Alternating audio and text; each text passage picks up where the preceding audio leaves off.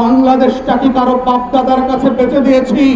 গণ অভ্যুত্থানের পরের বাংলাদেশে প্রধান বিচারপতি যদি জেলে যেতে পারে, প্রধান নির্বাচন কমিশনার যদি জেলে থাকতে পারে, সাবেক এমপি মন্ত্রী আমলারা, সচিবরা, ডিসিএসপিরা যদি জেলে থাকতে পারে, প্রজাতন্ত্রের কোন কর্মচারীকে এসি রুমের কোন জেলার এই নির্দেশনা আমরা মেনে নেব না।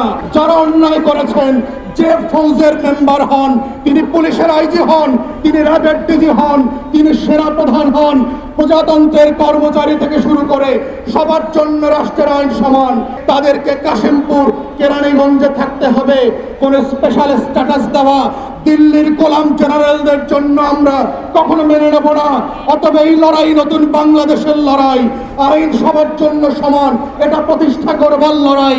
এবং আমরা চিফ প্রসিকিউটর থেকে শুরু করে স্বরাষ্ট্র উপদেষ্টাকে বলছি, গোলামীর রাজনীতি চলবে না।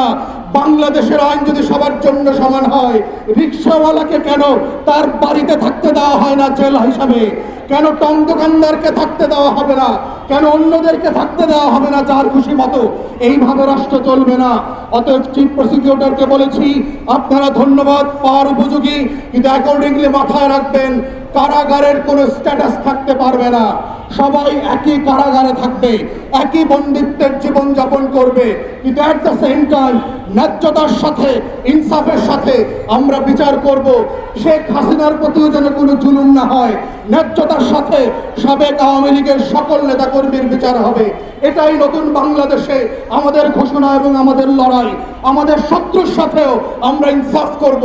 এই ইনসাফটাই হচ্ছে বাংলাদেশ রাষ্ট্রকে নতুনভাবে বিনির্মাণ করবার পাটাতন তৈরি করবে। প্রিয় এলাকাবাসী, আজকে আপনারা দেখতে পাচ্ছেন বাংলাদেশে বিভিন্ন ন্যায্য আন্দোলন চলছে। আমাদের শিক্ষকরা ন্যায্য দাবিতে আজকে শহীদ মিনারে সমাবেশ করছে। আমাদের তথ্য আপারা ৭২ দিন অবস্থান কর্মসূচি পালন করেছে। সেই আন্দোলন এবং লড়াই, প্রত্যেকটা আন্দোলনে আমরা বোধ করছি বাংলাদেশে সবাইকে নিয়ে আমরা একসাথে থাকবো। এটা বলে আমার বক্তব্য শেষ করছি। সবাই ভালো থাকবেন। অসংখ্য ধন্যবাদ। আসসালামু আলাইকুম। আপনাদেরকে পাশে চাচ্ছি। এই লড়াইটা আপনার লড়াই। এই লড়াইটা আমার লন্ডন থেকে ফিরে আসার প্রয়োজন ছিল না। আমার ভাগ্য আমি বদলানোর সুযোগ আমার ছিল। আমি ফিরে এসেছি আপনাদের জন্য। আপনাদের তরফ থেকে, আপনাদের পক্ষ থেকে ফ্যাসিবাদ বিরোধী লড়াই যেমন করেছি, এখনো করে যাচ্ছি নতুন বাংলাদেশ বিনির্মাণের লড়াই।